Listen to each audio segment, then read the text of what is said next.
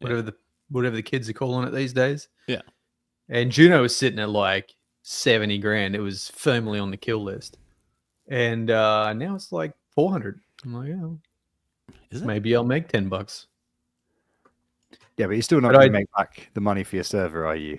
Really? Oh well, maybe. It is just a VM sitting on some other thing. Because you moved everything over. Right. That's fucking. It cost me once. Well, I mean, if we're amortizing hardware and fucking the monthly cost of the internet, it is a very expensive VM at the moment. Fair play. Hey, shall say it. But you know, it's I had some of those sweet rewards that I went and collected and fucked off real quick. Oh, yeah.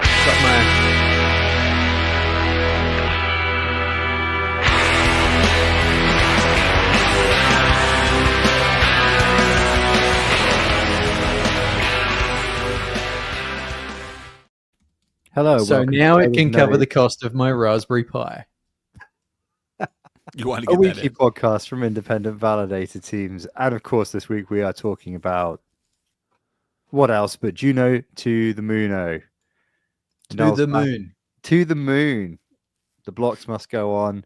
And crucially, the degeneracy of Null's self-hosted Raspberry Pi must go on. Could you? I mean, no, I was about to say, could you host it on a Raspberry Pi? But no, you can't because I think WASM doesn't, WASMer or the underlying WASM engine doesn't run on ARM devices, right? I don't know, actually. Or is that now? I mean, that might be very old news. It might now run on a Raspberry Pi, in which case, well, the Ampere chip, the Ampere chip is like quite popular in some cases, and maybe they've done some work to be able to support that. If that's the case, likely that it would run on a Raspberry Pi. I should ask Simon about that.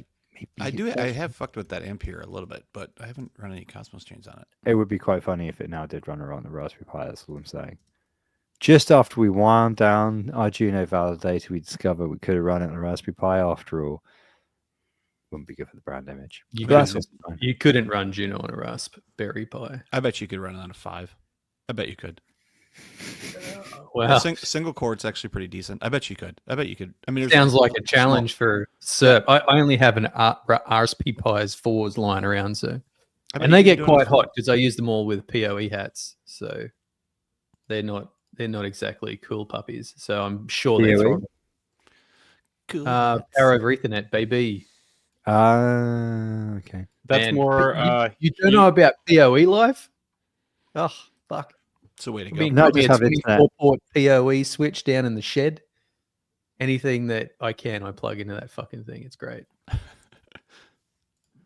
Wait. So, hang on. Wait. Power over Ethernet, not. Yeah.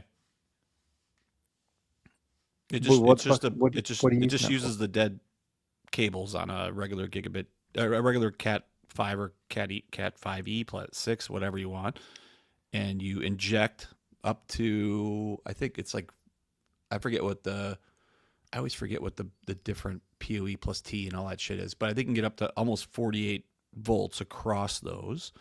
And then on the other side, some machines just take power off those pins. Like we have all our access points and all that shit are all PoE, right? They just run off that. Or other ones, you can split it out. You can split out into like a barrel plug, which is, I'm guessing that's what Null's doing with his Raspberries. I don't think the Raspberry takes PoE naturally, does it? No, but I've got hats for it, so they or a hat. Go onto the GPIO plugs and they do some magic. That works too, or he just splits out. You plug in the Ethernet.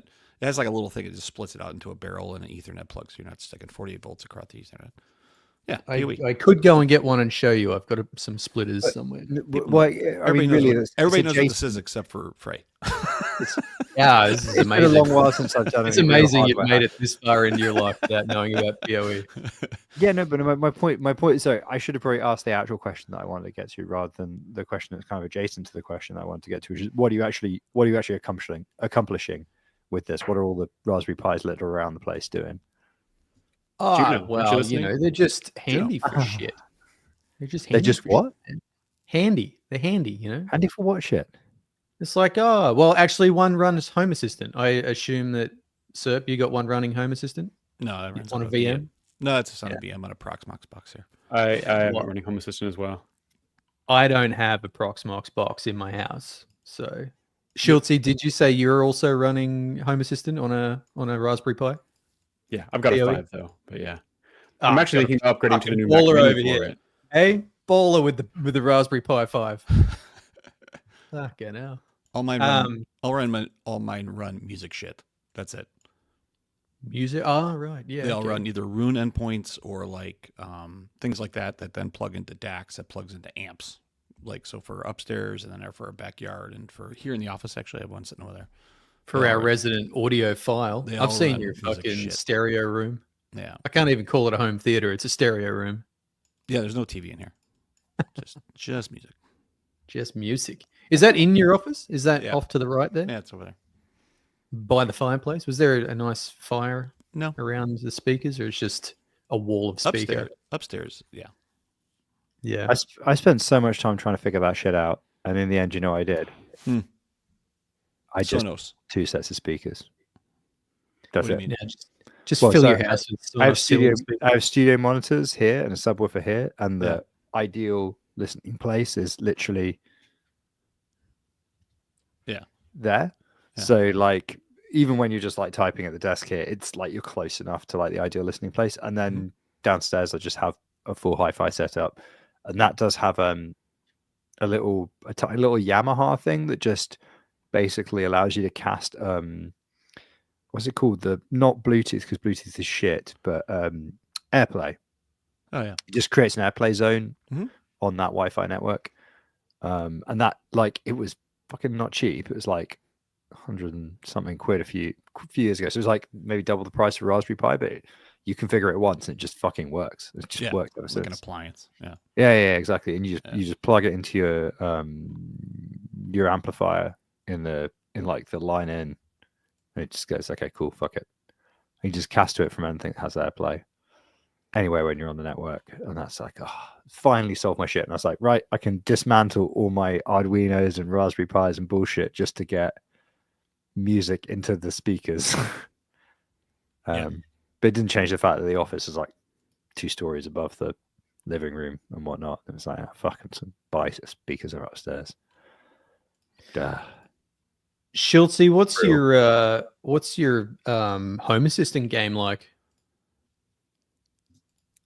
Poor. It's quite poor right now. Yeah, I mean, I moved into this place for all of 6 hours before Mr. Baby started knocking on the door. So it should Still be knocking. better. And I have a lot of things. Yeah, still knocking. I should have a lot of things set up. Like I've got the previous house. I had like the water main. If water was detected like in the bathroom, it would shut off the water main kind of thing. That's cool. Other things like that. But this house, nothing. It has Home Assistant running, and that's literally it. There's nothing connected to it. I think we are like in a relatively similar situation where we moved in and then the baby. I did plug one in, and I had some shit that was already networkable, so my AC runs on it, which is pretty handy. That's cool. But other than that, not much. I am going to go get a 3-phase power shunt so I can start metering the power, which might help me do a few automations. And you have solar, and also, right? like, you know, I can meter the power already off of my my PoE switch for the different ports. And you have solar at the house, don't you? Yeah, so that's what I want to try and strike some balance between the things that run during the day and the solar. Right. So, like, you know, I don't like giving back to the grid because we don't really get paid much for it here. It's like a cent or whatever per kilowatt, and it costs me like 50. So whether I need it or not, I want to have the AC running all the time. We have this cool program here for solar, because we have solar panels as well, where you can opt to get paid for it, or you can opt to have it put towards, for a 1-to-1, towards like some, I don't know, low income family or something. So like your solar, if you generating more than you want, then it'll go towards someone. I don't know who. Like you can gift it. You can gift your power to you gift your power that you're generating. Yeah. A fox just walked up to my front door. That's pretty cool. Yeah, that's cool. I just got a notification, and I thought it was my other half getting back, and I was like, oh, I'm gonna have to just quickly step out for a second, so I better check what it is. And a fox just walked up to my front door, looked directly into the security light, which is also the camera, and then slowly walked away into a like an orange fox. Just a fox. Yeah, that was super weird. I was just like, yeah, that's cool. He or she just wandered up, went, motherfucker, and then walked off. I see you. I can't see anything about Cosmwasm and an ARM. I don't know. Yeah, I vaguely remember there might have been experimental support, but it wasn't fully. Yeah. It wasn't fully supported. Anyway. So Juno to the moon. Obviously, it's turned around. It's back. We're back, baby. We're so back. Well, I think it's done an about turn again. Is it done an about turn? What's the price? What's the price as of now? We go live to Null. 39 cents. Watching team. 39 cents. So 39 cents. What was it up to yesterday? 63. Yeah, mid 60s, somewhere in there. Yeah. So I mean, it rolled back, but I mean, it was 8 cents before, right? It was a fair bit less. Yeah, I mean, anything's less than 7 or something. Anything's benefit at this point.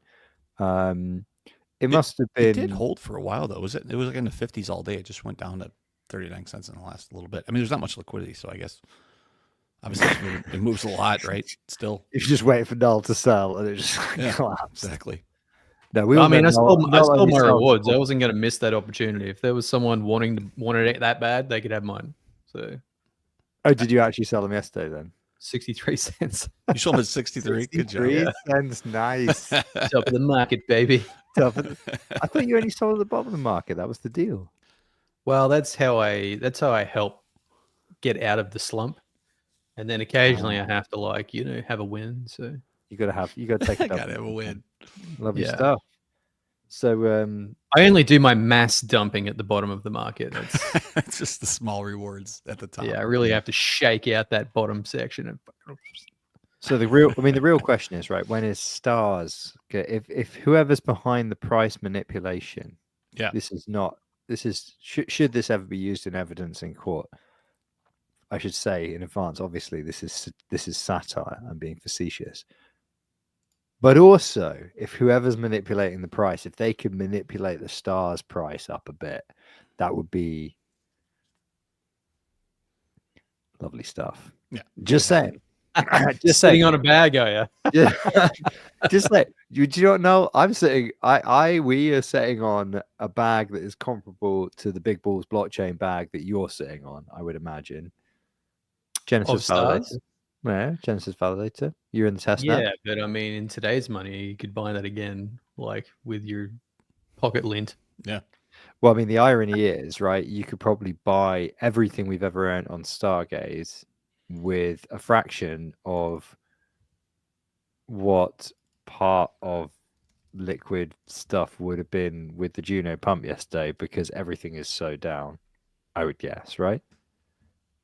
How many down bad, baby? Well, yeah, like 1 million stars is how much right now? About 5K? Oh no, it's less than that, wouldn't it? Yeah, it wouldn't be much. It would be. Oh no, you're right. $6,000. Yeah, you're right. $6,000 for 1 million stars. There you go. So, what was that? 3 years of running a validator on Stargaze for $6,000. Let's not even think about how expensive the boxes were when we ran them on AWS. Anyway, I can do that. That's your fault for running shit on AWS. Well, look, the problem is I didn't adjust quickly enough to spring 2022 prices becoming not spring 2022 prices, and there was like a good 9-month lag there where things were still on AWS, because it was like, well, this is a temporary blip, rather than we're never going to make money on these networks again. So is there any like knowledge or understanding of what's going on here? Any Absolutely theories? Has Rama done any detailed research to figure out what the hell's going on with this? Detailed sleuthing. Source of these funds. We did. I know it mentioned that it was a bunch of Adam that was getting. I think Jabby actually did a little bit of sleuthing in the channel, but I think he was determining that there was some Adam wallet that was doing swaps. I assume on osmosis, right? I think is what it was. In that Adam Stars liquidity pool and buying stars up and blah blah blah and driving it up there. But I don't know if it looked like from memory there was quite a lot of switcherooing going on. That's the technical term. But it was via technical term, switcherooing. Yeah, but it was on Sexes. It wasn't on a DEX. I don't think. I think it was specifically on Kraken, wasn't it? I don't know actually. I thought Kraken had the highest volume. I believe there was some, like some action on the Kraken wallet back and forth, but right, because there was somebody. I think you thought it might have been Kraken themselves or something, right? Rama says Ray had a look most likely a Cosmos OG post-human doing a lot of the pump, probably some insider buying for whatever Core Zero think is going on. Who the fuck is Core Zero?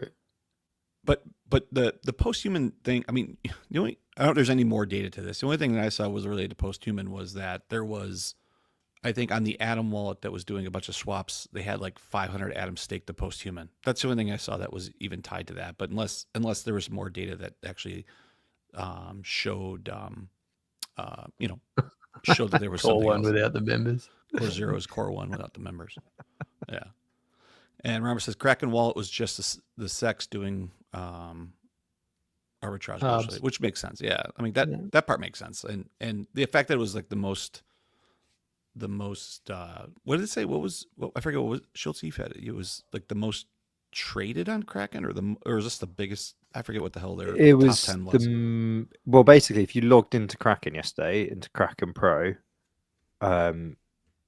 Juno was the top of the list of coins.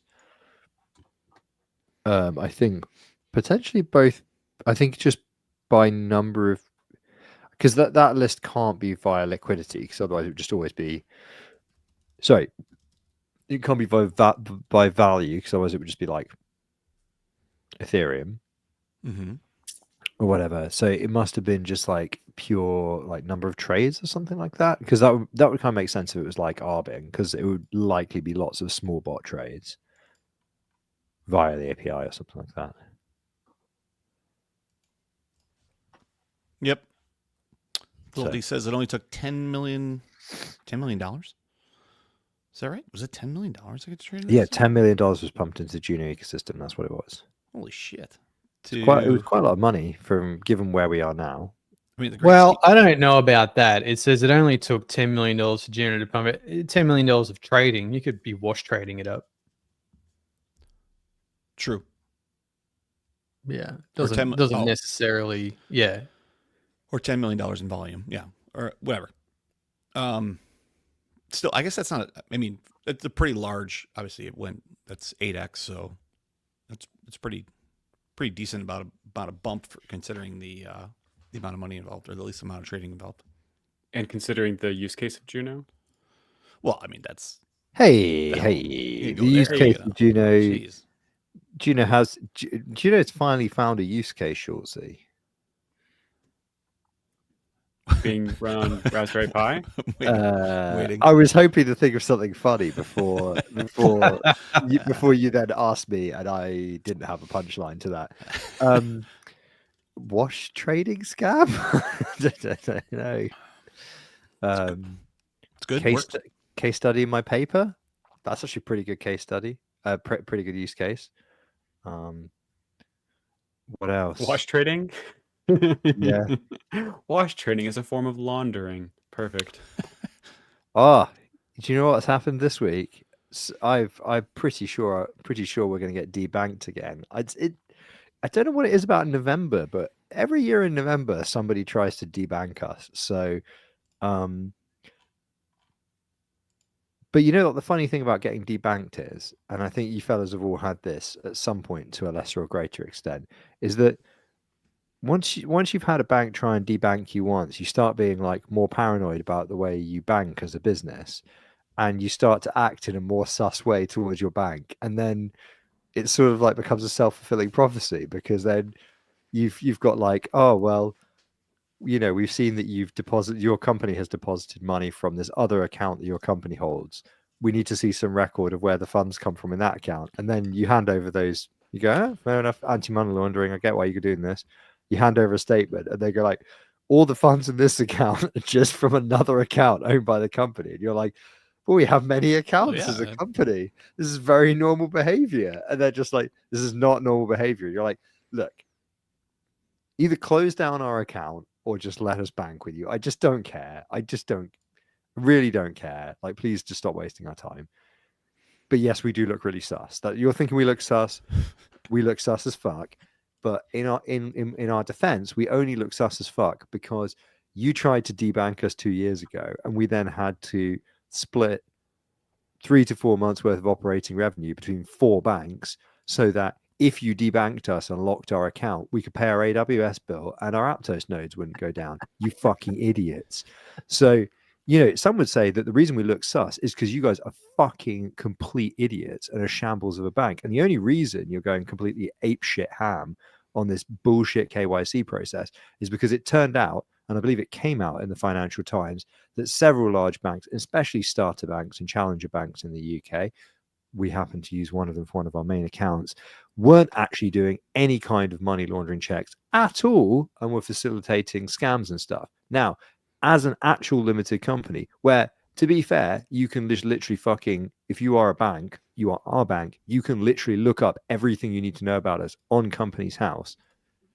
Why the fuck are you wasting my time with this? Oh, what, just look at our fucking accounts. You have a login, you must do, because you're a regulated entity. Go to Company's House with all the other information you know about us, which we were obliged to provide to you, and just fuck off. Like, oh God. Anyway, you're gonna send them this podcast. I'm gonna send them this podcast. Are you upset by this? Is that so the background here is actually I've had 2 of these in the last 2 weeks. So 2 of the 4 banks we use are currently 4 banks. No wonder you're getting fucking debanked. Yeah, everything you do create. Well, because one of our banks, our main bank, tried to debank us 2 years ago, and I had to immediately open another bank account so that we could effectively still have liquid funds, because they were going to lock our account. Yeah. Right. Yeah. So I had to get a new bank account. They were like, "You've got 3 days, otherwise we lock your account." Right. And there was no, like, I was like, "Well, fuck, that's a big threat." So I opened another bank account like the quickest I could at any other bank, and immediately emptied the bank account. Just went bam, and they were like, "This is super fucking sus. What the fuck have you just done?" And then I was like, "Well, look, we're happy banking with you, but you need to not debank us." And blah blah blah blah. Eventually, we came back and we transferred some funds back in. But by that point, we had 2 bank accounts. And then the second bank last year changed their terms of service, and they stopped working with any company that does anything in the crypto industry. So we essentially stopped using them, and then but didn't close the account in case we ever needed it, because it's actually quite hard to open. Well, it's faff to open a bank account, isn't it? It's no pain to leave it open if you're not paying any money for it, right? So we had to open another bank account. You kind of see where this is going. This is how you end up with 4 bank accounts, right? Yeah. So we have 4.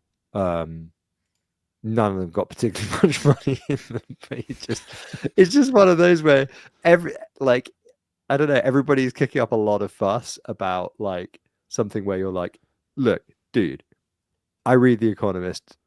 Very occasionally, if there's absolutely nothing else to read, I'll read the Financial Times. The scale of fraud, the scale of money laundering that is actually like going on. Just why are we like, meaning it's not large? Yeah, it's really massive. Like it's massive, okay. massive. But the numbers are massive, and it ain't fucking us, like, who have like, it's clearly very normal. Clearly, it's companies that look like you. Yeah, well, yeah. Did you know what the irony of all of this shit is? That like, so we've recently done a thing where, because of the consulting work we do, which is typically with regulated entities, we have to have really high we have like a high burden of insurance, because if something goes wrong, like I don't know what the cost could be. The cost could be E&O and technical and all that shit. Yeah, exactly. And so the insurance is quite expensive, and in the end, our accountants were just like, well, look, by the time you're putting this in, you may as well just like restructure the company so that there's a trading company, and there's a company where if you make any money, the other company takes the money. And so worst thing that happens is the liabilities contained within the current company. You still need insurance, obviously, but it's like, yeah, they can't cross LLC boundaries or whatever else, because exactly. So the same as the US, right? Mm-hmm. So like sensible thing. You're like, okay, fine. Accountants is their thing, right? If they say that's the thing to do, that's the thing to do. Mm-hmm. And the irony is that has been really good for like limiting liability and that sort of stuff, and like just taking that level of stress out of a bunch of different things. But also that's happened between last round of being threatened to be debanked spring last year and this round. So now when people are like, oh, we've noticed that the funds for your company's account come from this other company account, that's a bit sus. And you're like, it's not really. And they're like, well, we're going to look into it. And then they look into it. They're like, we've also noticed that your company structure has changed. And you're like, it's an administrative reason. Like, don't worry about it. And they're like, why is there and you're just like, look, can you just stop fucking asking questions you don't know? You clearly don't want to know the answers to these questions, so I don't know why you're asking them. Here they wouldn't ask that detail. I mean, they would do a KYC and they could do their own research in terms of company ownership, but usually they don't get too far beyond that. Like, they're not doing too much with that. I don't know if it's maybe because it was done while we already had accounts with these people and the company structure has changed underneath. Yeah. And I think that's maybe made them shit the bed a little bit. But the irony here is like that even if you're a small company or a micro company, you have to actually get this through the government. There's literally an office with companies. I think both Companies House and HMRC, the tax authority, mm-hmm. both need to sign off on you doing the restructure, and you need to get lawyers involved. So the irony of all of this, right, is that you're kind of getting these like, what are you doing? And you're just like, literally, like the people that you're trying to impress with this are the regulator, the tax authority, the whatever. They've already had to sign off on this change, and we've had to provide them all the KYC documentation, all the legitimacy, all the business rationale. Mm-hmm. It's I don't know. It's just kind of it's funny. Like it's more funny. It's more funny and frustrating than it is like because they're either already going to debank us or they're not, right? And that will be bad. But oh god, it's such a pain when your bank account gets frozen and you have servers that are coming out of that bank account. We've been lucky actually. We got threatened once, but I fought it pretty hard. Because how did you go back on them? Did you just be like, where does it say that? No, they sent email related to, I forget what it was. I forget even what it was something. It wasn't really a company structure. It might have been just crypto something or other. And I just fought them. I literally emailed them back, and then we did an onboarding call with some groups. I called those guys back and tried to find somebody who was actually in a position of knowledge around account structure and why this was, and I provided more data on sources of revenue and all that kind of stuff, and they were like, oh, okay, and then they changed it. So that was the end of that, which was good. And then I just ended up. Then I do have a backup, like I do have another one that I use that just to hold something around, but you can't fight those. I mean, you're obviously doing that, but it just depends on. I think, and we don't. I mean, our I guess our structure is pretty simple, and I think the other thing is like we don't do a lot of international wires and things like that. Like Kraken, we use Kraken a lot, so that's coming out of here in the U.S., which makes it a lot easier. When you have, I mean, we talked about doing something offshore and things like that. When I think we start doing wires offshore and you're doing to another, private bank in the Caymans or something like that, then you're like, then everybody's like, what the fuck is this, right? So they're just wondering if you're laundering or source of funds or anything else, right? Even if that company's yours. Well, here there's been like this really weird thing, which is that although it's literally perfectly legal to do, like to work in the crypto industry. Yeah. Like the rules are really clearly laid out in both the law, the tax authority, it's super, super clear what you need to do. Yeah. Or at least I feel like it is. Maybe whatever. And these regulated entities have just started, like they see, if they see like, and this was the problem with us in the first place, right? They changed their policies on companies that work in crypto, right? But they obviously just don't tell you. They just say our terms and conditions have changed. Read it. And then after the fact, they're like, whoa, you didn't tell us your company does stuff in crypto. And you're like, well, because, you know, we do stuff here, there, and everywhere. We're the fucking Eggman, you know? Yeah.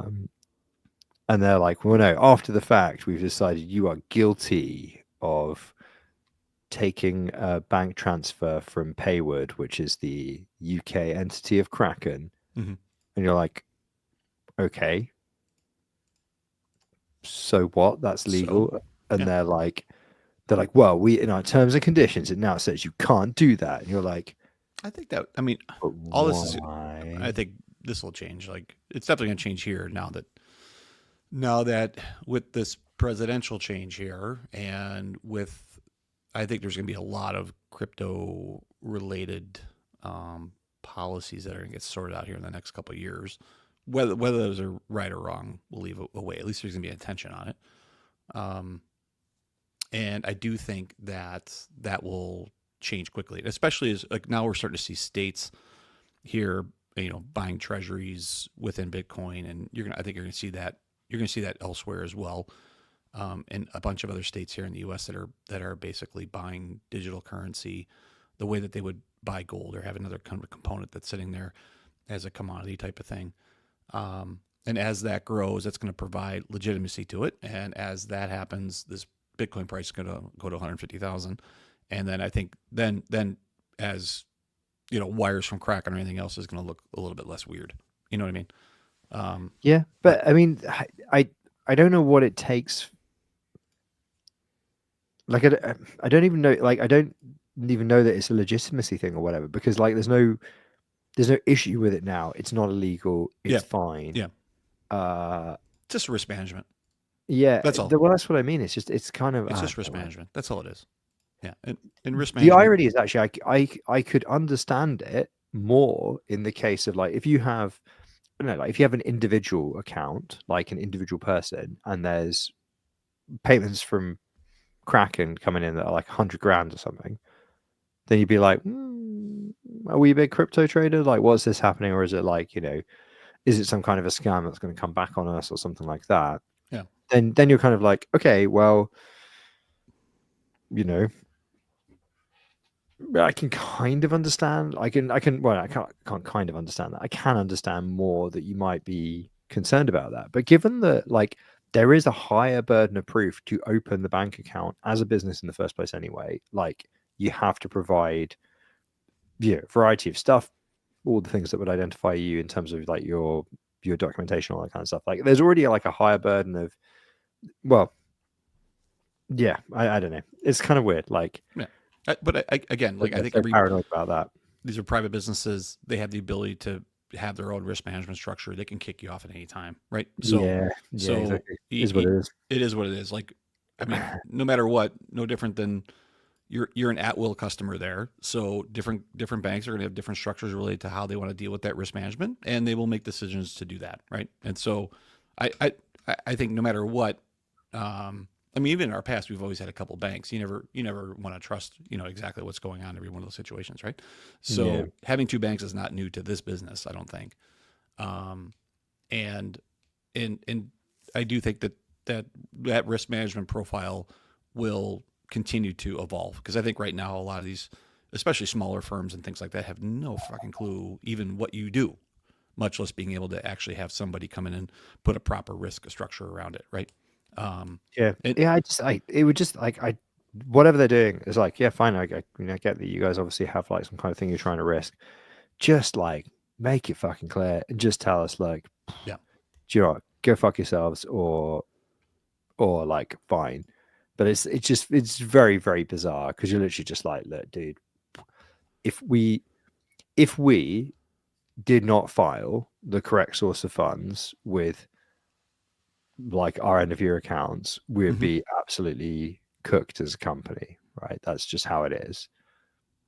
That'd be the same for any company, right?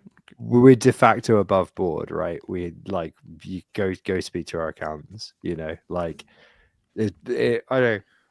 I guess the thing is that there are ways you can avoid that, right? And there are ways you can provide the minimum amount of information, and you know, et cetera, et cetera, et cetera. So, like you say, it comes down to risk, I suppose. Yeah. Anyway, it's one of those irritating things because this is like a difficult, it's a difficult industry to work in that regard, right? In kind of legitimacy terms, and then you're also just like we've spent so much time and frankly money, like trying to make sure that every T is crossed and every I is dotted and whatever, sometimes to our detriment in terms of like cost and faff and hassle and documenting everything and blah, blah, blah. And every time one of these things rolls around, you just like roll your eyes, especially like, I mean, to be fair, thank you, Juno, for giving us a pump this week. Yay. Small pump. A little pumperoo. But like, you know, a lot of the projects that we've worked on have not been doing so well of late. No, are you kidding me? It's like there's like a bear market or something. So I mean, it depends on. I mean, as of late, this year, this year's been awesome. As of very recently, there have been some W's. Yeah, shall we say? Yeah, no. As of this year, for sure. Like this has been a. It's been a. I mean, this pump. We can make fun of this Juno pump because we've been around for a couple of years. Yeah, we've seen where the graph is. But it is up 400, like 600% this week, right? So, in that sense, somebody's making out. We're this back, week, maybe. We're back. Exactly. We're back. It's a great token. Went from 7 cents to 38 cents. What are you talking about? Do you know what's funny, right? Though, is that to be fair, I don't think it was November 2 years ago. I think it was actually just around the time of the SBF thing, just before everything fell apart. Yeah. It was the last time that somebody tried to like debank us quite thoroughly. So maybe the debanking is it. We're back because people are taking enough of interest to try and debank companies that are working in crypto again. There's interest in crypto again. Wait, you're saying that your debanking is responsible for this pump? Yes, that's what I'm saying. Oh, okay. All right. Yeah, I don't think. I don't think. Every time somebody tries to debank Needlecast, coin go moon. It's like every time you hear a bell. Yeah. Something's mooning. Something's mooning. I don't think so. No, yeah, because actually, 2 years ago, what happened was we got threatened with debanking, and then the market collapsed to be the big bear boy. So I don't think so. But maybe this is the other half. This is like the shifter route back in the other direction. Like you need one debanking, and then this is the debanking that sets it all straight. It's like correcting the thing. No. No. I don't think so. I don't think that's what it is. Yeah, I don't think that's what it is. Cool. So, yeah. So, Null's rich. It's cool. Null's rich. Going to come on this podcast now with this Juno pump or what? Big Juno boy. Big Juno boy. Got my gold chain in the mail. Got some gold hubcaps for my Lambo. Did I remember that you unstaked all your Juno, or is that not the case? Like all of the some. Not all. The cagiest response possible. Cagey as shit. It was a long time ago. I do still have a fair bit staked. Tell me you didn't just sell 100k Juno without telling me. No. No. You're waiting for $1. I know. In your heart of hearts, you want at least $1. At least $1. Like I don't know, year or so ago, probably unstaked about half of our stuff and sold it off responsibly. A year ago? So feathered it in right to the bottom of the market. I don't even know where a year ago we're about where we were a year ago, isn't it? Wasn't it in the? Can't remember. I can't remember either. No, I guess not because I had that graph up. It feels like it wasn't that long ago that there was there was a separate like March pump last year that was like I thought like $3 or $4 or $5 or $6 or something like that. But that's I don't know. It's a year and a half ago. Can't remember shit. Well, not loving this. I don't think it's been $5 since 2022, man. Is it? Jeez. Time flies when you're running the Juno validator. It's pumping those 0 transaction blocks. Just cranking Well, hey, them out. but look at other chains are doing all right as well this week. I noticed. I mean, yeah. Things are, I mean, actually, what I would say is not everything is following the arc of Bitcoin. I'm surprised with just how little Ethereum has moved. Overall, like relatively versus Bitcoin. And everything else. We're still sitting on a pile of Ethereum to do that DVT fucking we thing. Will. But do you know, I looked at when, it's been fucking like 7 months. We just sat on that Ethereum. That Ethereum's going down in value, right? Well, I think no, it's not. You bought it like 20. You would have bought it like 23 or 24, 2,500, right? It's 33 right now. Oh no, it's 31. Okay, still, you're up. Wait, I made you money. What? It's $3,100. I'm a fucking business genius. Look at me. Game of nodes. You're up. Game of nodes is making W's all day long. Making 20%. Hey, maybe this is financial advice after all. Yeah, there you go. But everything else, I think everything else is kind of following Ethereum, except for Juno. Obviously, keep that out of there. But everything else is kind of following Ethereum, at least in terms of curves. But this is how the normal cycle goes, though, right? Bitcoin spikes, and then it takes all the wind out of everything else's sail, aside from Solana, apparently. And then people are like, "Holy shit, Bitcoin's really high right now. I should take some wins and buy altcoins." And then those spike for a while. Yeah. And then people are like, "Oh my God, look at those meme coins. I should take out my alts." And then they go into meme coins and those spike for a while. And then the entire market crashes. Well, I think... Yeah, it's like what happens when a whale dies at the top of the ocean and then everybody feeds on it as it sinks towards the bottom, right? Well, unfortunately, and then it pulls back up a little bit because it gets so bloated with gas, which is the second pump. That's the dead cat bounce. Yep. It keeps going back down. It's great. It's a perfect analogy. Well, unfortunately, with this Elon situation, I think it's skipping altcoins and it's going from Bitcoin directly to meme coins, right? Like, isn't Doge up a shitload? I don't watch that thing, but isn't it like way up? I mean, but we're also going to have a Doge agency, so like, of course, Doge is out. Yeah, of course. I mean, it's legitimacy now. We have some. Yeah. I mean, the real question is how much. How many Doge did I have back in the day? Was it 20,000? Was it 100,000? It had to be more than that. They were like, there's a lot of zeros in front of that thing. Yeah, but I mean, the point was, I was in the pub once. Do you still own it? As was my want back then. And I bought a pint's worth of Doge.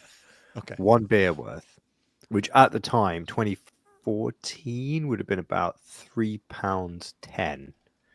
It's about $5. Okay. About $5 worth of Doge. And I think it was about 20,000 Doge at the time.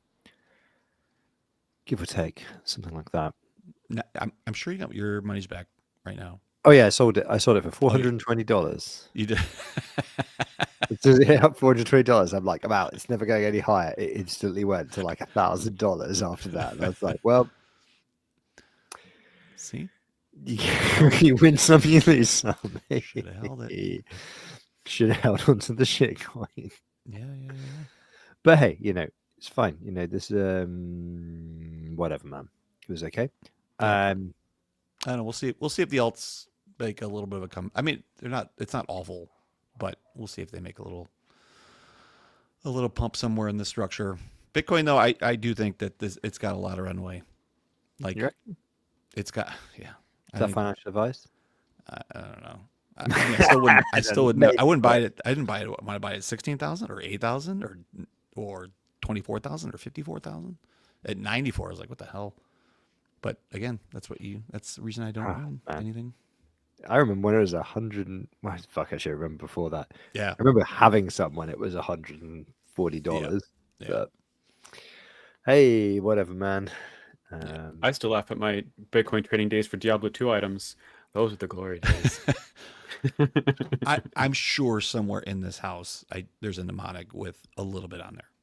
There has to be, because I know I remember fucking around with it early days, and I remember even running a small miner, like early days, like 10 years ago or ish, something like that. There must be, but it has to be gone. It has to be lost in the ether. I'm going to be back in a second. Correctly, I think I've just remembered that I have some Bitcoin dust somewhere. I'm going to be right back. There has to be some dust somewhere in this house. It's like 22 Bitcoin. He's like, huh? No, it's not. Fuck you guys, I'm logging out. It's not that. Oh my goodness. It was tough to generate Bitcoin even back in the day. I think it would have been that would have been Pentium something at that point. Well, here's the fun thing about it for me. I don't think they had mnemonics for no, it would have been mnemonic. It would have been okay. It would have been a private key in a wallet. Yeah. So whenever I was trading Bitcoin for items, I got scammed, right? For something stupid. And I had so little understanding of Bitcoin. Granted, I'm like a high schooler. Mm-hmm. And I messaged PayPal to like try and get my money back. And they're like, what the hell are you talking about? And I was like, I don't know what I'm talking about. You're like, I don't know. Yeah. So I can say that I was here a long time ago, but that's funny. Boy, we got a bad storm going on right now. There's shit blowing around all over the place outside. No foxes walking up to the windows, but I do see tree branches falling outside. Portland had a bomb cyclone yesterday. Oh yeah, which that's what means nothing to me. But apparently the coast got wrecked, and like a bunch of people had their powers out. But I'm 150 miles inland, so craziness. Well, what else, guys? Juno pump. Hold on, just trying to find out Rich. I'll be back in a second. The answer is no. Frey, you mentioned like recent wins. Is that something you mentioned? You said, yeah, it's been a shit bear market, blah blah blah. Recently, things have picked up. Not listening to me. DGAF. He's too excited about that Bitcoin win. He's like, I have 700. I know I've got $20 at Bitcoin here somewhere. Cosmos. I just found 700 Atom. Sorry. Oh, sweet. That's like $22 or something, dude. Yeah. 700. Wait, that's £5,000. 700 Bitcoin would be better, but it's a start. Well, where does someone randomly I thought I had like 0.0015 Bitcoin like dust in an old Poloniex account that I'd maybe sent back to an old Kraken account.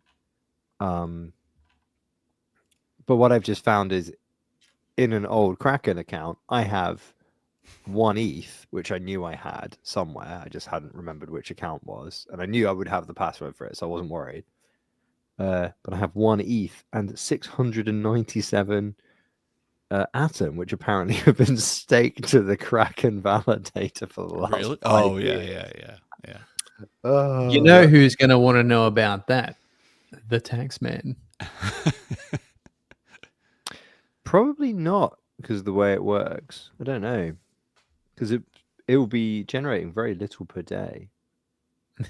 Ben Davis. Think of the airdrops you didn't get. Well, I didn't get Juno for starters, I guess. Although it's probably much less. Or I guess you only get like 5%, don't you, on Kraken staking or whatever. But even so, congrats. Yeah, congrats. That's completely. I mean, I'm not going to do anything with it. I'm probably just going to. Hey, there's. Oh my god! I've just realized the page is wrapped. There's more. I think you're the first person to ever make money on Game of Nodes. Excellent. Hey, you took your own financial advice and like looked at an old wallet. Don't freak out. There's Ripple in this wallet. Oh my god! Hey, you probably made money off of that as well, then. Yeah, I think it's over $1 right now. Yeah. I have 200 Ripple, which how do you find out what you paid for something? That's a good question. Does it matter? Just curious. Mm-hmm. Because it was worth quite a bit at some point in the past, wasn't it? I have no idea. It was worth 270 quid in 2018. Very exciting. Well, yeah, that would have been more exciting if I'd found out that I had 200 Ripple in 2017, 7 years ago, 8 years ago. Entropy's a son of a bitch, isn't it? It's not bad. Yeah. If only. Yeah. Anyway, whatever. Oh, I have 0.04 Ether POW worth $4. This is maybe later, Kraken. Cool. Well, it begs the question of where the fuck that Bitcoin was, but hey, that's cool. This is nuts. Well, Gamer Notes, son of a bitch. That should be the new tagline. Gamer Notes, you son of a bitch. Although, to be fair, this is more or less the same reaction that I had yesterday to the Juno pump when friend of the show Ben Davis brought it to my attention, and then found we had a little bit knocking around, so sold a little bit and thought, hey, that's nice. Unexpected money is nice. No more what's it called? No more coal in the stockings for toddler of the house here. Happy days. Just instantly turn oh my shit God, coins I've into just toys. I've just remembered a Juno wallet which I hadn't thought of. I bet there's a bit of Juno in there. Right, BRB. yeah. Oh yeah, I just remembered I've got the multi-sig for Core 1. Let's start sending myself. There's isn't there like a live proposal at the moment to restructure the fact that like a load of the DAOs for the now defunct charter just have like loads of money floating around? Now would be the time to just quietly slush those into a fund. That's all I'm saying. I have no idea. I haven't watched anything with that.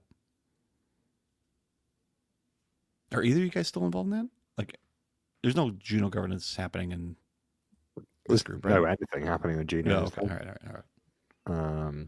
But yeah, we are long. I thought maybe Noel was still doing something there, but no. Hmm? You still involved in Juno at all? In any way? No. There's nothing, right? Never. Too toxic. Well, yeah. I mean, everyone's just biting the head off each other over there. It's just like not cool. So yeah, got other shit to worry about, right? Demi's pulling the band back together. Rama says, "We're back, baby."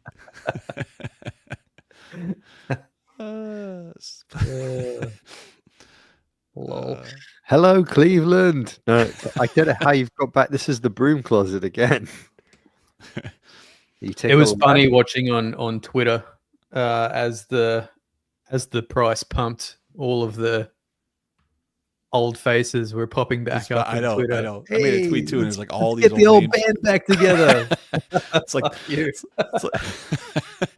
like the Blues Brothers. Like somebody goes out to go pick up Matt Guitar Murphy and shit. He's working in a. It's funny. I'll be waiting for the limo in the lobby. Hey, do you remember Bostrom? Nope. Who? Yeah, weird, huh? Bostrom. That's the one that Dakin was super into, right? Ramos is Highlander. Yeah, Highlanders. Yep. The faithful, the few, the proud.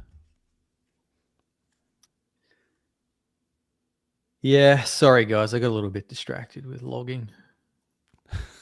As one does. Yeah. Apparently you can log forward on Proxy. That's handy to know. You could do what? Log forward. What do you mean log forward? Oh, you mean push them somewhere else? Yeah. Forward the logs. Yeah. Before we got on, I was canceling some machines, and I accidentally canceled the wrong. I canceled two of the wrong ones, so I was frantically sending an email and a call to the support desk, like, just don't kill those. Actually, it could have been killed. They were fine. It's not a big deal. Like it wouldn't have done anything. But whoops, wrong ones. You know, like there has been some interesting infrastructure things happening. There's the cable of the submarine type got busted up between. Yeah, that's true. Where? Oh, thanks for interrupting me. Where was it between? The fray, as soon as they rudely interrupted and fucked up my conversation. My left ball and your right ball. Wait, hold on. That was what I meant to say. My left ball and my right ball. I genuinely don't know what it was between. I think it was Germany and somewhere Finland. Sweden and Finland. Sweden and Denmark. Sweden and Finland. Coming down. It was coming down the North Sea, basically. So there was temporary in the Netherlands. Yeah, they must have done some rejiggering of the routing because there's complaints about communications between Hetzner and OVH. Yeah, that's what we had. Because they're two quite popular data centers in those places. Yeah. Meanwhile, I got a brand new server from OVH, only to have the hard drive fail not one day later. Was it a new hard drive? Like a new NVMe? It was not old. I checked it. Every time I get a new server, I have like a little bit of a checky poo on the wear on the drives. Yeah. Huh? And they were like 6% wear, so they had done some work, but I mean that's not bad. I'm surprised too, because I thought you got one of the new Epic ones. Right? One of the new Epic 4000 series. I'm surprised that they're reusing old NVMEs in those and not just those didn't ship with new machines or new whatever. Presumably, this had been recycled from another user. They've only been out there for they've only been at OVH I think for a month, 2 maybe. Yeah. Top. I don't know. Maybe they are recycling drives from some old shitty boxes. Could be because they're still using those Gen 4 960s. They're all prolific in OVH. Yeah. So I'm sure they have a fucking warehouse filled with used ones, just stacked up to the rafters. Yeah. And I'm almost positive they don't check them. Of which your nodes have fucked most of them. Yeah, we've obliterated some hard drives. It is kind of 960 gig is not a lot when you're talking about drive writes per day. Yeah. Like obviously the bigger the drive, the harder it is to write the whole thing in one day. So the durability of a drive is usually in the enterprise world 1 drive write per day for 5 years. If you can drive write it multiple times per day, obviously you reduce that 5 years by quite a bit. Yeah, it's 6% though in a couple months. That sounds cryptolicious. Yeah, it definitely sounds like shit. Well, I mean, copy on write file systems write a fair bit, so maybe they're running ZFS on them or something. Yeah. It's a charitable interpretation of what probably was going on.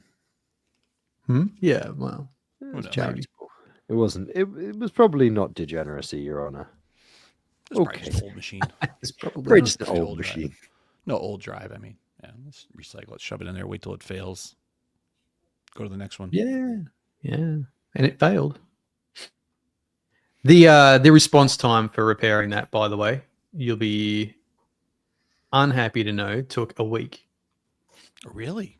Yeah, it was pathetic. Like it was open and like they didn't replace it. Like it was a failed machine for a week. Yeah. Do you know what really fucks me off though? Like they're over there, those people. They don't with the tickets, they don't read back the history. They don't go back in the history. If there's someone who comes onto the ticket, they don't look at the conversation history. They just like, what is it up to? And then they fucking send messages all the time confirming that they can turn it off, even though you've said just replace the fucking thing immediately. Yeah. Right? Yeah, they do. And then the next message is, we've scheduled an intervention. Is if you don't confirm that it's okay to turn it off in the next 5 minutes, we'll reschedule it. Right. Like, did you just turn it off? Turn it off.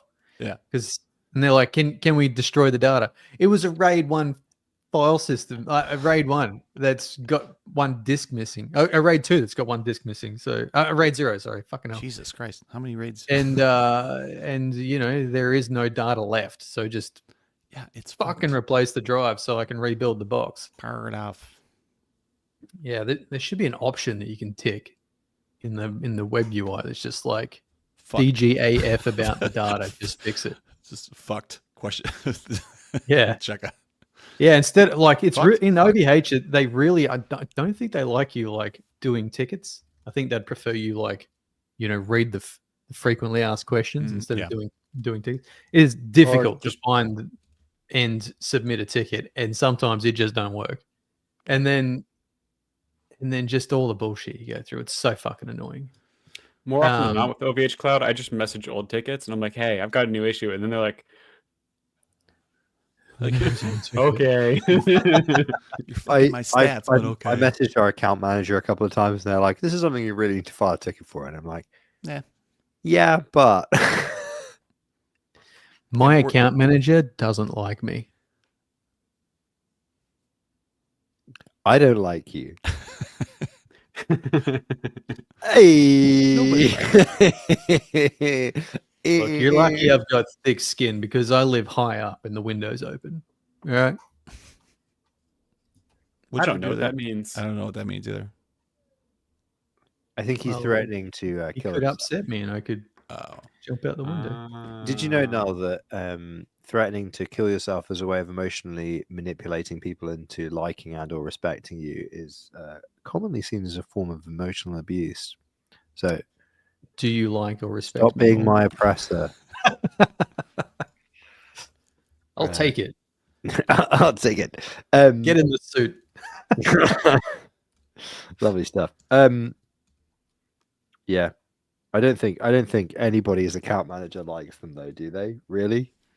I don't even have one over there. I mean, I do send a lot of emails asking for discounts. So maybe that's why. I mean, I just don't like paying the setup fee. Yeah. I've got a long history of keeping these things basically forever. So, you know, I just don't want to be in a contract. Yeah, exactly. But I still think I shouldn't pay the setup fee. I mean, based on volume, I would agree, right? If you have 10 or 15 machines over there, like you should not be paying for a it should just be a waiver. It's like this guy, like we'd be bringing up machines far more often if there wasn't a setup fee.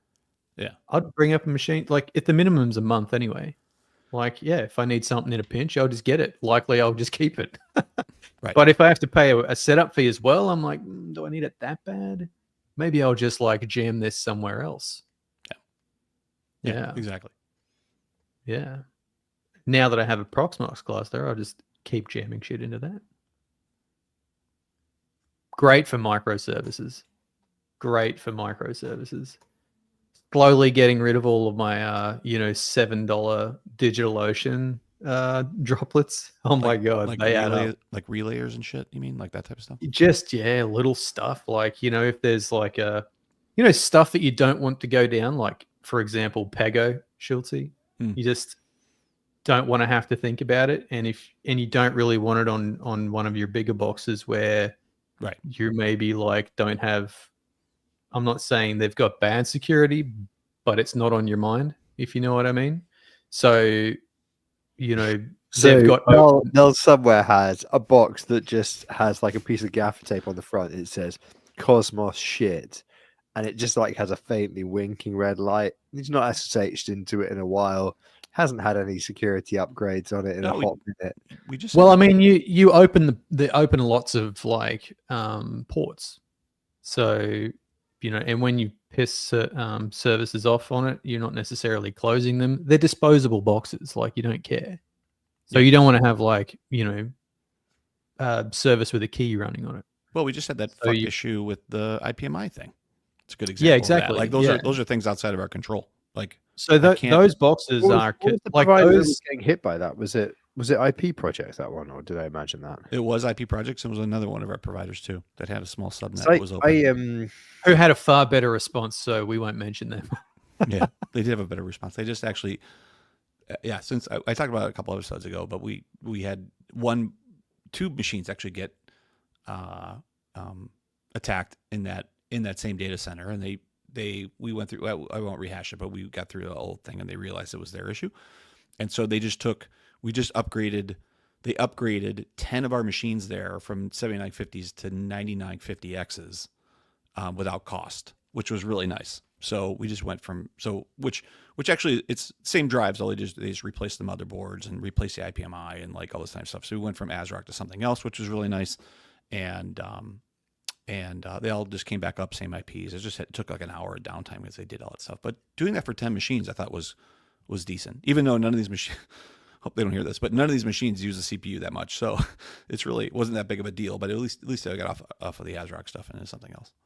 Did you know that a 9800X is faster? Yeah. God damn it. Fucking asshole. Fucking asshole. Yes, there are faster machines than this. I know.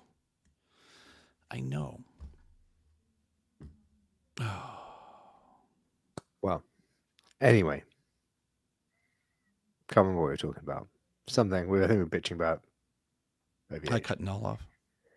Null was he was on a rant on something. I started talking about my stupid 9950Xs that aren't as fast as the 9850X. 9800X. God damn it. I can't believe that OVH was down for a week. That's ridiculous. Did they give you 20? Did they give you a week off at that price? Crazy. No, they should. You should bitch about that. Worth the time to follow it up. I'm sure that's what they bank on. You should respond with that and say, instead of that, give me the next year of no setup fees on these fucking machines, because yeah, I mean, if that we want to add to it, but you guys are not working that way. I mean, the way to think about it, right, is if that box is already up with like a client and it was custodial or something, like if you had some kind of project that was like directly rebuilt to a client essentially for that project, and there was an SLA attached, how angry would you be about that fuck up? You would be incandescent with rage. If I had an SLA with a client, I would not be running RAID 0, and I would have multiple machines on the job. There would be no downtime. Okay, point taken. But if let's imagine a narrative where it's two machines, both at OVH, whatever. It's more likely it would be a networking issue than a hard drive failure, but they're down for a day. You would be like, you fuckers, what the fuck? Like, would I be pissed? Yes, but I don't roll like that, so it wouldn't happen. You don't roll like what? I wouldn't put two boxes in the same data center if it was for an SLA. Oh, I see what you're saying. Yeah. If I had an SLA, I'd diversity of data center, diversity of provider, diversity of equipment, diversity, baby. Well, that would assume that you were running a system that could be diverse in that way, because some obviously can't. Like what? Oh, I can run AMD on one and Intel on another. I can run one in Germany and one in France. I can run one in. There's a ton of chains that don't have MPC. What are you talking about? Yeah, exactly. There's a ton of chains that have no multi-party computation for the signing material now. There's fucking the majority. If we're talking about sorry, you're referring to the industry validators specifically. Yeah, this is a Validator podcast. Sorry, I think there's a sign around here somewhere. Well, I'd run it on some hardware of my own that I could control. And run it on some in a redundant manner. That is the traditional way of running software on hardware, I've heard. Yeah, but if I was cloud, okay, if I was running a validator, right, for a client, it would not be on a fucking OVH box. You're a Hetzner man? No, it wouldn't be on a publicly rented fucking bare metal machine. Why? Because it's a validator, and you don't know. It could be someone with a little versus plug what? going in there. Well, obviously, the answer for the Cosmos shit is a remote signer on something that's not publicly rented. But I'd run it on private stuff because I have it. I don't know what I'd do if I didn't have it. The last 4 months, you're talking like you've never done that. I don't. You I don't fucking. had this stack for like 4 months. Now I own my own servers. I understand. Yeah, I understand. Whoever I use rented servers, when I drink. You have peasants with your rented. When I your drink rented hardware. Evening, Don't you know you can't do that? I drink my port in the evening in the drawing room, and I contemplate all of these plebeian fellows running. I don't have time for this conversation. In the public cloud. I'll be in the study. I can't. I'm not gonna beat around the bush. Why would now that I am owned hardware elite, I'm gonna look down the length of my nose at you all. We run 2 of 3 on our own hardware, and the third one. But you don't run You don't run a raft, right? It's degen Horcrux all the way, which makes this now even funnier. let me look down my nose at your well, we're running on our own server in single signer mode. Yeah, look down my nose at your pitiful single server sitting in a data center. I wouldn't run 3 signers on public hardware. How ridiculous! Oh man, I have my reasons.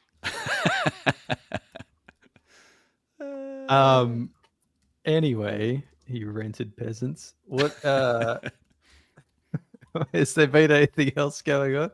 Or is someone hovering the button? I don't know. I mean, it's been pretty quiet recently, and in our guy doesn't really seem to do anything anymore since we stopped paying him, so I don't know. That seems reasonable. I don't know if is it related though? I don't know. Something busy. Yeah, something busy, I think. Yeah. I mean, now that Juno's pumping, you should have a lot more time, I think, right? Selling rewards. Ben Davis keeps well, actually, there's been quite a few mentions of Quant. I don't know. There's some Quant. I have no idea. So no. Is that a new bag, kids? I don't think. Is Quant get a new bag? Maybe. It's knowing these a lot. It's either a meme or some dead chain. Remember, so we'll be back after the 3rd of December. That's good. We could use the news. Who will be? Oh, right. Well, we won't pay you, so. Oh, that's good. 4th is the 4th. Actually, we do have somebody coming. We didn't have Jasper. Why will we be back after the 3rd of December? We'll be back after the 3rd. So he will be back. Back from where? Where did you go? Back to help out with us. I can't click links in the thing, so what do you want from me? This has been a hell of a show.